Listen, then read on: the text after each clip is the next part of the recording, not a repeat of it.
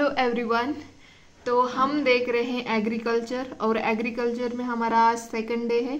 तो होप कि आपने स्टार्ट किया होगा। अगर नहीं भी किया है तो प्लीज़ स्टार्ट करें, पढ़ें। बाद में आपको टाइम नहीं मिलेगा। जो बेसिक चीज़ें हैं वो पढ़ना बहुत ज़रूरी है। तो आप प्लीज़ स्टार्ट करें, ठीक है।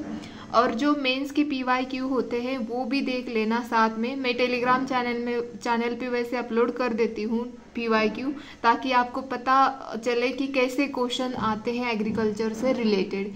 ये इकोनॉमी का पार्ट है एग्रीकल्चर, पर हम यहाँ पे अलग से इसको एक एज अ टॉपिक हम यहाँ पे पढ़ रहे हैं। हम 10 सितंबर तक एग्रीकल्चर का जो एक टॉपिक है पूरी तरह से कवर कर देंगे। तो मैं जो भी आपको इम्पोर्टेंट चीज़ें हैं वो टेलीग्राम पे शेयर करती रहती हूँ। जैसे कि आज मैंने एग्रीकल्चर एक्सपोर्ट पॉलिसी जो है हमारी 2018 की, जो विजन का मटेरियल है वो मैंने वहाँ पे शेयर किया था। प्लीज़ आप देख लेना उससे। आपको वहाँ पे फैक्ट्स मिलेंगे, इंडिया की रैंक मिलेगी, और जो भी प्रॉब्लम्स है हमें एक्सपोर्ट जो करते हैं उससे रिलेटेड जो भी चैलेंजेस है वो वहाँ पे है। वे फॉरवर्ड ये सब कुछ उसमें डिटेल में दे रखा है एक्सपोर्ट पॉलिसी से रिलेटेड। तो आप वो क्या बोलते हैं वो फाइल ज़रूर पढ़ना, ठीक है।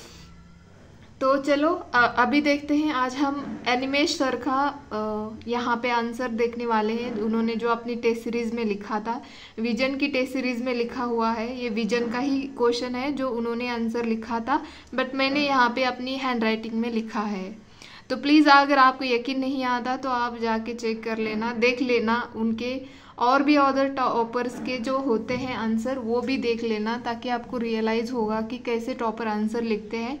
उसी के अकॉर्डिंग आपको ये भी रियलाइज़ होगा कि मेंस के लिए कैसे नोट्स बनाने चाहिए। अगर हम बल्कि बनाते हैं तो क्या वो यूज़फुल होंगे या नहीं होंगे, ये भी आपको पता चलेगा। जैसे आप आंसर लिखोगे आपको रियलाइज़ होगा कि हमें ऐसे नोट्स बनाने हैं, इस तरह से पढ़ना है, तभी आपको पता चलेगा जब आप ये सब आंसर राइटिंग करोगे। तो मैंने PYQ टेलीग्राम पे अपलोड किए हैं। प्लीज़ एटलीस्ट 1 या 2 आंसर लिखने की कोशिश करें और टेलीग्राम चैनल पे लिख के अपलोड करें। आपको कोई जज नहीं करेगा वहाँ पे कि हाँ ये किसने आंसर लिखा है, कैसा लिखा है, कोई नहीं देखने वाला। बस आप ट्राई करें, लिखें, वहाँ पे अपलोड कर दें। अगर आपने अभी तक टेलीग्राम चैनल ज्वाइन नहीं किया है तो मैं यहाँ पे कमेंट बॉक्स में दे दूंगी अपना टेलीग्राम चैनल का लिंक। एवरी वीडियोस के अंदर मैं देती हूँ, इस बार भी दूंगी। तो आप प्लीज़ लिखिए। मेरी ये आपसे एक रिक्वेस्ट है कि बाद में आपको प्रैक्टिस करने का मौका बिल्कुल नहीं मिलेगा। भले ही आप प्रीलिम्स पास हो जाओ, बट लिखने का मौका बिल्कुल नहीं मिलेगा। तो चलो तुरंत ही देखते हैं, मेरे पास भी ज़्यादा टाइम नहीं है। तो हम तुरंत क्वेश्चन देखेंगे, उसके बाद देखेंगे उन्होंने कैसे एड्रेस किया है उस क्वेश्चन को। तो हम भी बिल्कुल ही मतलब कॉपी नहीं करनी है इनकी, हमारी ओन स्टाइल बनाना है हमें। और जैसे इन्होंने एग्जाम्पल लिखे हैं, इन्होंने फैक्ट्स बहुत ज़्यादा यूज़ किए हैं अपने आंसर में। इनका कोई भी आंसर किसी भी टॉपिक का ले लो, एनवायरनमेंट का ले लो, चाहे पॉलिटी का ले लो, इकोनॉमी का ले लो, कोई भी देख लो आप इनका आंसर। इन्होंने इतना ज़्यादा परसेंटेज में यूज़ किया है, सारे स्कीम्स के नेम्स और ये सब इन्होंने बहुत अच्छे से लिखा है। तो इसके लिए अच्छी खासी मेमोरी लगती है इंसान के पास। तो होप कि हम इतना तो नहीं कर पाएंगे, लेकिन थोड़ा बहुत तो ट्राई ज़रूर कर सकते हैं। तो चलो देखते हैं इनका क्वेश्चन, बाद में हम आंसर देखेंगे। तो यहाँ पे इन्होंने ये क्वेश्चन ये था कि what are the different dimensions of food security. तो यहाँ पे फूड सिक्योरिटी के क्या क्या अलग अलग डायमेंशंस होते हैं उसको लिखना है हमें। एग्जामाइन पूछा गया है, तो कैसे इन्होंने एड्रेस किया है क्वेश्चन को ये देखना है। ये वर्ड्स बहुत इंपॉर्टेंट होते हैं, इसी के अकॉर्डिंग हमें क्वेश्चंस लिखने होते हैं। India status in terms of ensuring food security with regard to these dimensions. ये जो डायमेंशन आप लिखेंगे उसके रिगार्ड मतलब कैसे हम इंश्योर कर रहे हैं, क्या है इंडिया का status to ensuring food security, तो उसके बारे में हमें लिखना है। तो यहाँ पे उस सर ने ऐसे एड्रेस किया है। यहाँ पे FAO जो फूड एग्रीकल्चर ऑर्गेनाइजेशन जो है हमारी, FAO जो है उसी का यहाँ पे उन्होंने लिखा है, मतलब स्टार्टिंग इनका इंट्रोडक्शन उसी से हुआ है। तो यहाँ पे उन्होंने लिखा है delineates various dimensions of food security that goes beyond calorie intake. positions and his components of food availability, food accessibility, food affordability and food nutrition। जो FAO ने जो कंपोनेंट्स दिए वही इन्होंने यहाँ पे इंट्रोडक्शन के तौर पे लिखे हैं। और नेक्स्ट देखते हैं, इन्होंने हेडलाइन दी है, सब हेडिंग दी है यहाँ पे, India status in terms of ensuring food security. तो यहाँ पे इंडिया ने क्या क्या स्टेप उठाए हैं फूड सिक्योरिटी को इंश्योर करने के लिए, वो सभी का इन्होंने इस्तेमाल किया है अच्छे से।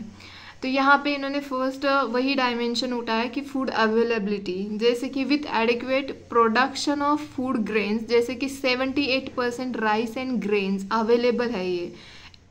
India is the largest rice exporters, second largest producer and second largest fruits vegetable production and 24% of global milk production।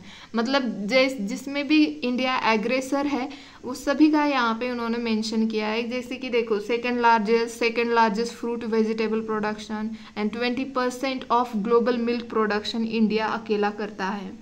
But low production of pulses, palm oil and limited millet production. जैसे कि pulses तो आपको पता है, हम Mozambique, Zambia, Botswana, Zimbabwe यहाँ से हम इंपोर्ट करते हैं। और जो पाम ऑयल है वो मलेशिया से हम इंपोर्ट करते हैं। अभी हमने वो देखा भी था, वो रंगुटा की पॉलिसी न्यूज़ में थी कि वो मलेशिया यूज़ करना चाहता है, तो फिर बाद में उन्होंने कैंसिल कर दिया। ये हमने देखा था पिछले वीक में, ठीक है।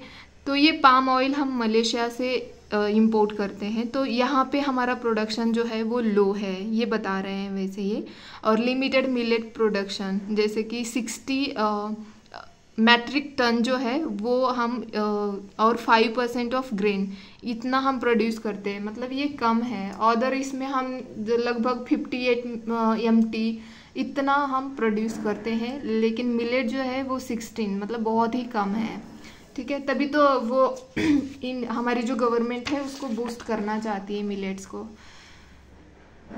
नेक्स्ट इन्होंने डायमेंशन यहाँ पे एड्रेस किया है, वो है फूड एक्सेसिबिलिटी। यहाँ पे उन्होंने फूड एक्सेसिबिलिटी के पॉजिटिव और जो भी कमियां हैं कि क्या प्रॉब्लम है उसको यहाँ पे हेडिंग दिए शॉर्ट कमिंग, मतलब क्यों शॉर्ट कमिंग है वो सब यहाँ पे लिखा है उन्होंने, ठीक है। तो यहाँ पे इस तरह भी आप एड्रेस कर सकते हैं, ये थोड़ा सा नया है, मतलब इनका अपना ओन स्टाइल है लिखने का।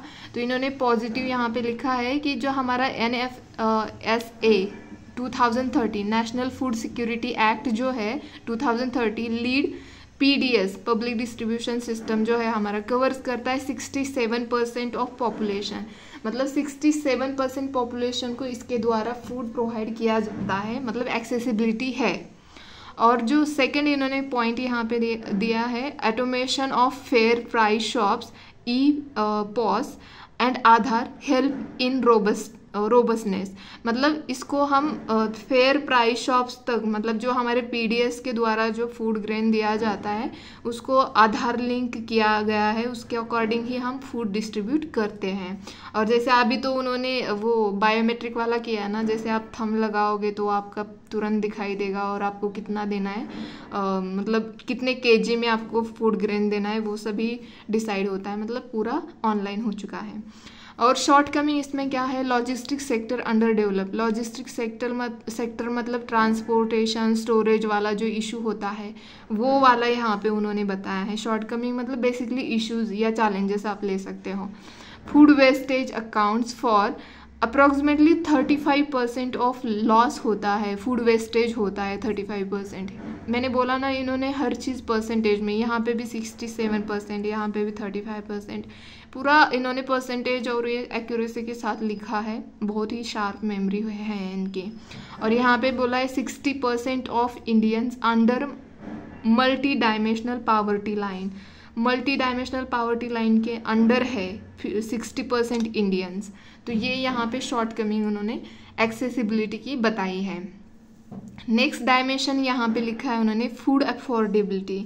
फूड अफोर्डेबिलिटी में इन्होंने पॉजिटिव में ये लिखा है कि स्कीम्स लाइक PM गरीब कल्याण योजना PDS है एंड सब्सिडी ऑन फूड, जैसे कि उज्ज्वला स्कीम है, हेल्प इन अफोर्डेबिलिटी, मतलब वो क्या बोलते हैं अफोर्डेबल, मतलब कम दाम में भी आप ले सकते हो, आपको कोई चीज़ अगर लेनी है तो उसके लिए ज़्यादा पैसे देने की ज़रूरत नहीं है, क्योंकि आपको वहाँ पे सब्सिडी मिल जाती है। सपोज मान लीजिए आपको कोई चीज़ 1000 में मिल रही है, तो अगर सब्सिडी मिलती है 300 रुपीज़, तो 700 में वो आप आराम से खरीद सकते हो।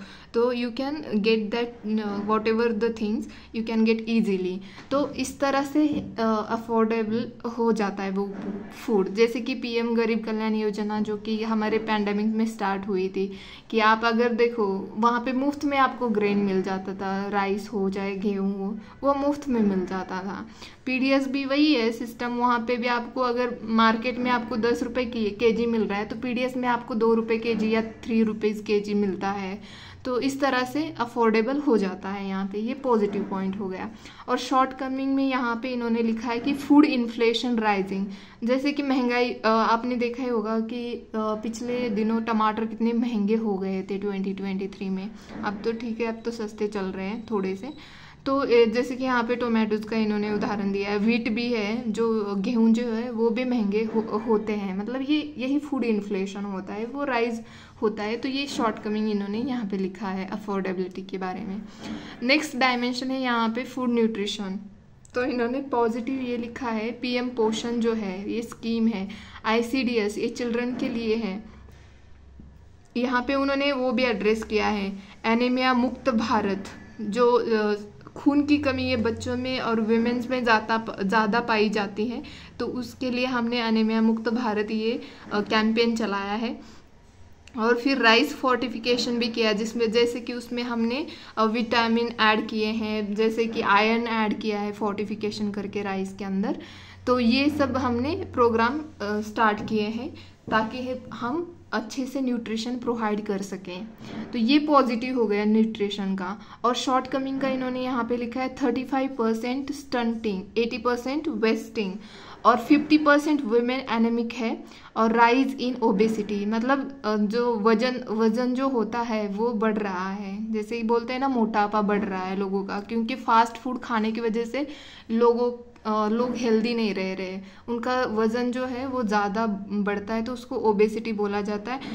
एनीमिक मतलब खून की मात्रा कम हो जाती है विमेंस में और चिल्ड्रन में। और स्टंटिंग और वेस्टिंग का मतलब ये होता है कि हाइट के अकॉर्डिंग आपकी वेट नहीं बढ़ता है वेस्टिंग में। आपकी हाइट तो अच्छी खासी होती है और आपका एज भी अच्छा खासा होता है, फिर भी आपका वेट नहीं बढ़ता है। और यहाँ पे आपका एज तो अच्छा खासा होता है, लेकिन आपकी हाइट नहीं बढ़ती है आपके एज के अकॉर्डिंग। तो ये प्रॉब्लम्स होती है यहाँ पे, ठीक है। तो ये डायमेंशन उन्होंने यहाँ पे एड्रेस किया, क्योंकि यहाँ पे एग्जामाइन पूछा गया था, तो अच्छा खासा डिटेल में डायमेंशन के बारे में बताना चाहिए था, तो यही उन्होंने लिखा है यहाँ पे। और नेक्स्ट वे फॉरवर्ड में क्या करना चाहिए ये भी लिखना चाहिए यहाँ पे। तो इन्होंने वे फॉरवर्ड में ये बताया कि एग्रेसिव फोर्टिफिकेशन एंड PM पोषण, इसको बढ़ावा देना चाहिए फोर्टिफिकेशन को। और तमिलनाडु जैसे पॉलिसी चलानी चाहिए, जैसे कि तमिलनाडु में ब्रेकफास्ट वाली पॉलिसी चलाई है, वैसे भी आप अदर स्टेट में भी चला सकते हो। इंक्रीज मिलेट प्रोडक्शन में मिलेट में विटामिन और ये सब मिनरल्स अदर चीज़ें बहुत सारी जो न्यूट्रिशियस होती है वो सारी पाई जाती है, तो हमें मिलेट का प्रोडक्शन ज़्यादा बढ़ाना चाहिए। और वैसे भी इनको वाटर ज़्यादा नहीं लगता है मिलेट को, तो इसको बढ़ावा देना चाहिए। और नेक्स्ट है यहाँ पे स्ट्रेंथन PDS, जैसे कि शांता कुमार कमेटी बनी थी, PDS के लिए ही बनी थी, तो इन्होंने कुछ सजेशन दिया है, तो उसके अकॉर्डिंग हमें यहाँ पे PDS को, जो पब्लिक डिस्ट्रीब्यूशन सिस्टम है, इसको स्ट्रेंथन करना चाहिए, इसको स्ट्रांग बनाना चाहिए, जो भी इसके अंदर लूप होल है उसको कम कर देना चाहिए। ये यहाँ पे उन्होंने लिखा है। लास्ट में देखो 1.5 लाइन में कंक्लूड कर दिया। हेंस SDG 1 मतलब जो 17 है आई थिंक, वो 17 SDG गोल जो है, आप वो हमें SDG गोल कब तक अचीव करने हैं, हमें अचीव करने 2030 तक हमें अचीव करने हैं। तो यहाँ पे तो ये हमें 17 गोल जो है वो हमें पता होने चाहिए कि SDG 1 SDG 2 पे क्या आता है, SDG 3 पे क्या आता है, 4 पे क्या आता है, ताकि हम वो कंक्लूजन में लिख सकें, या कहीं पे इंट्रोडक्शन भी उससे स्टार्ट कर सकते हो आप, ठीक है। तो hence SDG 1 of no hunger को कम करना है, must be fulfilled to ensure food security. अगर फूड सिक्योरिटी एंश्योर करनी है तो आपको हंगर को रिड्यूस करना पड़ेगा। ठीक है, तो ये यहाँ पे फर्स्ट आंसर हमने देखा। जैसे कि उन्होंने बोला था यहाँ पे एग्जामाइन करना था, तो उन्होंने पूरे डायमेंशन कवर किए, अच्छे खासे डायमेंशन को इन्होंने डिटेल में एग्जामाइन करके लिखा है यहाँ पे। ठीक है, तो नेक्स्ट क्वेश्चन देखते हैं। 2 ही क्वेश्चन देखने वाले हैं, ये भी अनिमेश सर का ही है।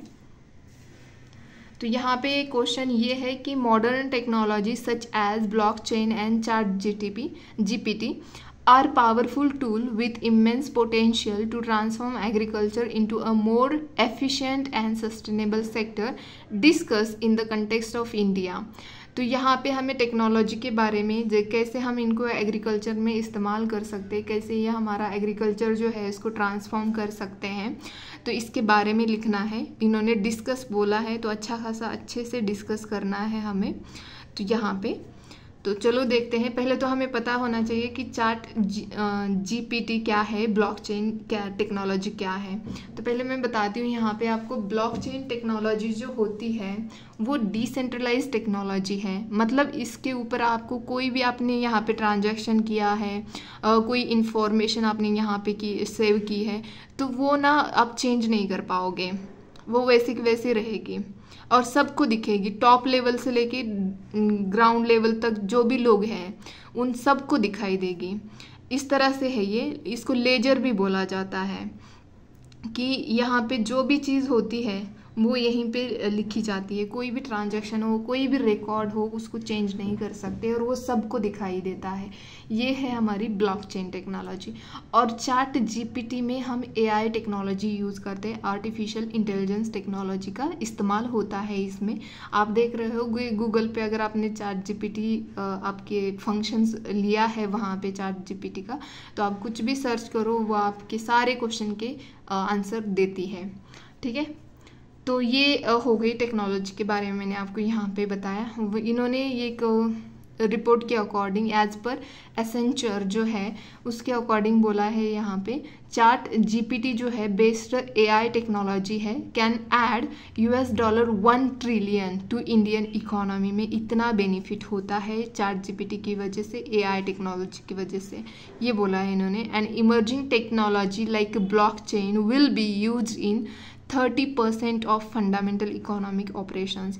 जो हमारे इम्पॉर्टेंट मतलब मूलभूत इकोनॉमिक ऑपरेशंस होते हैं वो हम ब्लॉकचेन टेक्नोलॉजी का इस्तेमाल करके अचीव कर सकते हैं, ऐसे बोला। मतलब यहाँ पे इंट्रोडक्शन इन्होंने लिखा है। पावरफुल इंट्रोडक्शन यही होता है कि आप किसी रिपोर्ट के साथ लिख रहे हो, डेफिनेशन के साथ लिख रहे हो, या कोई डाटा है उसको एड्रेस करके यहाँ पे मतलब यहाँ पे लिख रहे हो, तो वो पावरफुल आपका इंट्रोडक्शन माना जाता है। ठीक है, तो यही तो सीखना होता है हमें टॉपर के आंसर से कि इनका यही है कि इन्होंने ज़्यादा फैक्ट्स, डाटा, परसेंटेज में यूज़ किया है, जो कि नॉर्मल मतलब अगर मैं अपनी बात कहूँ तो मैं इतना ज़्यादा नहीं याद रख पाऊँगी। हाँ, थोड़ा बहुत हो जाएगा, लेकिन इतना सारा इन्होंने जिस तरह से हर चीज़ में परसेंटेज मतलब परसेंटेज में लिखी है चीज़ें, इतना तो पॉसिबल नहीं होगा। लेकिन हाँ, इंडिया की रैंक कितनी है इतना तो हम कर सकते हैं कि सेकंड लार्जेस्ट प्रोड्यूसर है, सेकंड लार्जेस्ट एक्सपोर्टर है, इस तरह से हम कर सकते हैं। तो जितना हो सके आप कर लेना। बाकी हमें जो स्कीम होती है उनके बारे में तो हम पढ़ते हैं, एग्जाम्पल के तौर पे हम काफ़ी एग्जाम्पल भी याद रख सकते हैं, उसमें कोई दिक्कत नहीं है। बट परसेंटेज में याद रखना थोड़ा मुश्किल हो जाता है। मैं अपने अकॉर्डिंग बोल रही हूँ, अगर आपकी मेमोरी शार्प है, आपको कोई दिक्कत नहीं है, तो आप रख सकते हो, बहुत ही अच्छा होगा। ठीक है, तो इन्होंने यहाँ पे लिखा है कि role of ChatGPT in agriculture. Agriculture में ChatGPT का क्या रोल है, तो ये यहाँ पे उन्होंने लिखा है। फर्स्ट लिखा है इंफॉर्मेशन डिसेमिनेशन, मतलब कुछ भी आपको चाहिए तो ये इंफॉर्मेशन यहाँ पे मिल जाती है। जैसे कि ऑटोमेशन ऑफ कृषि विज्ञान केंद्र एंड कॉल सेंटर। अगर आपको कुछ इंफॉर्मेशन चाहिए तो आप यहाँ पे कॉल्स भी कर सकते हो कृषि विज्ञान केंद्र में। ठीक है, तो ये ChatGPT की वजह से है। नेक्स्ट है कॉमन सर्विस सेंटर्स होते हैं, can use ChatGPT to get queries resolve. सभी तो देखो कॉमन सेंटर सर्विस सेंटर में क्या होता है कि ये एट ए टाइम बहुत सारे लोग कॉल करते हैं, तो इतने सारे लोग हमारे पास अवेलेबल नहीं होते कि उनकी क्वेरीज एड्रेस कर सके। तो वहाँ पे हम ChatGPT का यूज़ कर सकते हैं ताकि उनकी क्वेरीज रिसॉल्व हो। तो ये यहाँ पे लिखा है उन्होंने, हायर वर्जन ऑफ ChatGPT तो can help in image processing for soil testing and paste attack management. अगर सपोज मान लीजिए किसी प्लांट पे मान लीजिए गवारनी या तो भिंडी ले लो, भिंडी का पेड़ है और भिंडी के पेड़ पे कोई डिसीज़ पड़ा है, तो उसको कैसे करेंगे, हम उसकी फ़ोटो लेंगे और अपलोड कर देंगे, तो ये तुरंत हमें बता देगी कि कौन सा डिसीज़ है और कौन सा यहाँ पे पेस्ट यूज करना चाहिए ताकि ये कम हो जाए। तो जैसे कि यहाँ पे एग्जांपल में है ICRISAT बाय माइक्रोसॉफ्ट इन तेलंगाना। ये एक ऐप है जो कि फंक्शन करता है तेलंगाना में, माइक्रोसॉफ्ट का है। तो इसमें भी ऐसे जैसे कि आप फ़ोटो ले लो अपलोड कर दो तो वो बता देंगे कि तुरंत ये कौन सी मतलब इसके लिए कौन सी पेस्ट आपको यूज़ करनी है। जैसे कि ऑप्टिमाइजेशन नेक्स्ट पॉइंट है, for fertiliser and pesticide use to increase resources efficacy. Example Plantix uses AI for pest control. अगर आपके ऊपर जैसे कि मतलब आपके ऊपर नहीं सॉरी अगर आपके यहाँ पे गेहूँ उगाया है, जैसे कि लोकस्ट अटैक आपने सुना ही होगा, हमारे वेस्टर्न इंडिया में ये ज़्यादा होता है। अगर लोकस्ट अटैक होता है तो हम वहाँ पे ही इसको पूछ सकते हैं। ये ऐप है पेंटिक्स, तो यहाँ पे हर लैंग्वेज में अवेलेबल है, मुझे अदर लैंग्वेज का पता नहीं लेकिन मराठी में तो ये अवेलेबल है। तो यहाँ पे आप अगर पूछोगे कि ये पेस्ट अटैक हुआ है तो इसको कंट्रोल कैसे करें, तो वो बता देंगे कि कौन सा यहाँ पे आपको वो क्या बोलते हैं उसको केमिकल यूज़ करना है, तो वो तुरंत यहाँ पे पेंटिक्स बता देता है। ठीक है, नेक्स्ट यहाँ पे ये एग्जाम्पल के तौर पे आप लिख सकते हो, ये AI बेस्ड टूल है, ऐप है सॉरी। तो मिशन सागू बागू ये तेलंगाना का ही है, use of ChatGPT and AI in agriculture. ये जो मिशन है इसमें ChatGPT एंड AI भी का इस्तेमाल होता है। ये मिशन सागू बागू आप आराम से याद रख सकते हो इसको। नेक्स्ट है role of blockchain in agriculture. तो एग्रीकल्चर में ब्लॉकचेन का क्या रोल हो सकता है या कर रहे हैं ये देखेंगे हम। तो यहाँ पे negotiable warehouse receipts and smart warehousing demonstration by Indian startup. Sorry इसका नाम मुझे वहाँ पे क्लियरली दिख नहीं रहा था तो मैंने लिखा नहीं, बट मैं कमेंट सेक्शन में बता दूंगी। ठीक है, नेक्स्ट है नीति आयोग इंडिजीनियस इंडीचेन जो है फॉर रिकॉर्ड मैनेजमेंट के लिए इस्तेमाल करता है ये नीति आयोग। और नेक्स्ट है लैंड टाइटल्स एंड डिजिटलाइजेशन इन स्वामित्व एंड भूमि स्कीम। ये स्वामित्व एंड भूमि स्कीम तो आपको पता ही होगी, मिनिस्ट्री ऑफ पंचायत राज की है, जहाँ पे लैंड का पूरा रिकॉर्ड करके रखा गया है। तो ये इसमें ब्लॉकचेन टेक्नोलॉजी का इस्तेमाल हुआ है। मार्केटिंग इन पोर्टल्स लाइक ये रहेगा जेम एंड इनाम, ये आपको पता है ये मार्केटिंग में यूज़ किया जाता है to increase transparency in consumer transaction. आप यहाँ पे ये ब्लॉकचेन टेक्नोलॉजी का इस्तेमाल कर सकते हो ताकि ट्रांसपेरेंसी रहे। ब्लॉकचेन टेक्नोलॉजी का सबसे मतलब इनकी बेस यही है कि एफिशिएंसी, ट्रांसपेरेंसी और सिक्योरिटी, मतलब ये बहुत ही सेफ है। यहाँ पे कोई साइबर क्राइम, कोई फ्रॉड नहीं हो सकता ब्लॉकचेन में। दूसरी बात है ट्रांसपेरेंस है, मतलब यहाँ पे जो भी चल रही होती है चीज़ें वो सबको दिख रही होती है, जैसे कि ट्रांजैक्शन हो, रिकॉर्ड हो, कुछ भी हो, सबको दिख रहा होता है।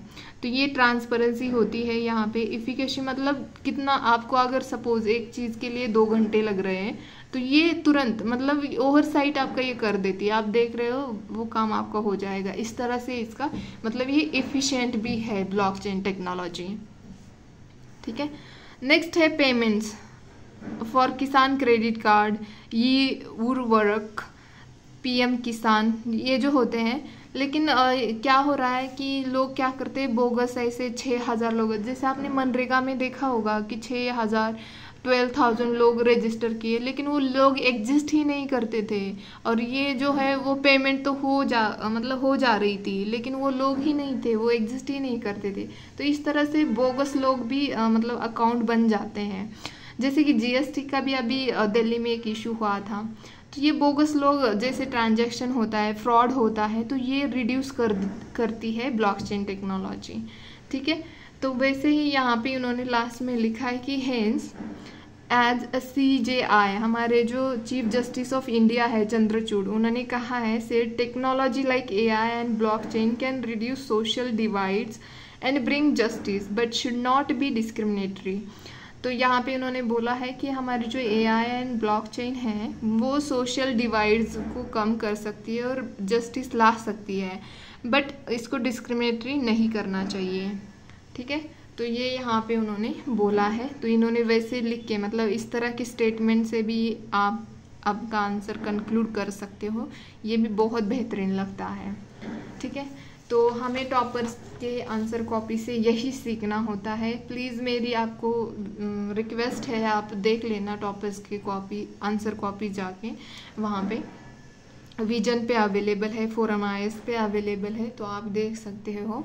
तो उससे काफ़ी कुछ सीखना है, ना कि कॉपी पेस्ट नहीं करना है, हमें बस सीखना है कि कैसे उन्होंने जो पढ़ी हुई चीज़ें होती है, हम सारा पूरा साल हम हमारा स्टैटिक्स पोर्शन पढ़ते हैं, फिर हम मंथली मैगजीन पढ़ते हैं, करंट अफेयर्स पढ़ते हैं, बट वो पढ़ी हुई चीज़ें हमारे पास भी नॉलेज है, क्या उसका इस्तेमाल हम कर पाते हैं हमारे आंसर में?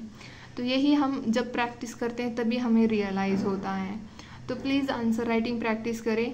देखो, जो 2025 में जो प्रीलिम्स देंगे उनके लिए मेंस का सिर्फ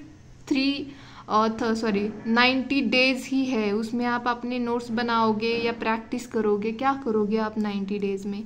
तो प्लीज़ अभी से प्रैक्टिस करो। ऐसे सोचो कि हमारी ही मेंस है, अभी की जो मेंस हो रही है वो हमारी ही है, इस तरह से प्रैक्टिस करना शुरू करो। और टेलीग्राम चैनल है, वहाँ पे अगर आपके पास आपका आंसर कोई चेक करने के लिए नहीं है तो आप टेलीग्राम चैनल पे अपलोड कर देना, हम आपका आंसर चेक कर देंगे। ठीक है, तो आज के लिए इतना ही, धन्यवाद।